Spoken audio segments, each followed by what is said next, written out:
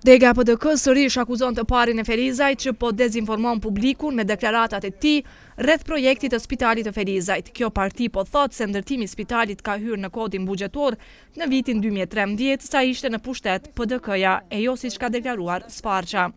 Shpresa Azemi, këshilltare e PDK-s në Ferizaj, tha se me ardhje në pushtet e Muharrem Sfarqës filluan telashet për ndërtimin e spitalit, kur ai bëri edhe ndrimin e lokacionit për këtë institucion.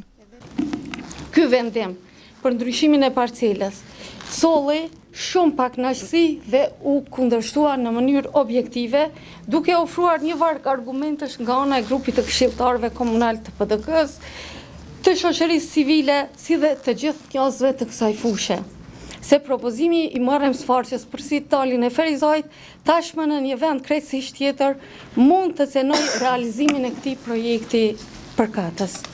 Nëse ky projekt është i domosdoshëm për Ferizajin e Mëxher, dështon së realizuari, atëherë kjo është pasojë e mos seriozitetit të vetë kryetarit e jo në ato gjona tjera që po aludon ajo. Dëshmi e kësaj ka qenë edhe qasja shumë e vrasht ndaj investitorëve që janë konë të lajmëruar në atë kohë edhe jo kalorësit e Maltës.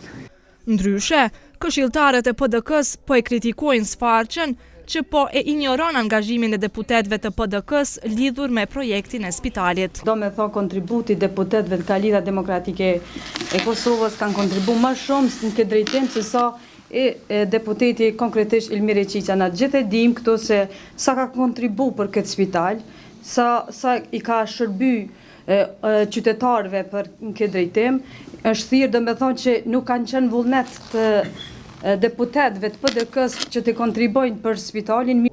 Në PDK akuzuan të parin e Ferizajt qëndrimin e parcelës së spitalit e ka bërë vetëm sa për t'i shpërblyer disa militant partie. Ky ndryshim i projektit është shfrytzuar po ashtu për të shpërblyer militantët partijak, të cilët e ndihmuan me ide profesionale gjatë fushatës zgjedhore.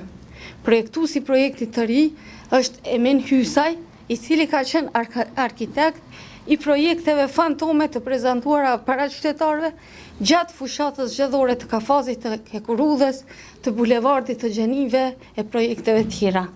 Në këtë rast kanë shkuar dëm afro 100.000 euro të projektit të vjetër, ndërkohë që shpërblimi për arkitektin e ri është bërë pa ndjekur procedurat e rregullta të tenderimit.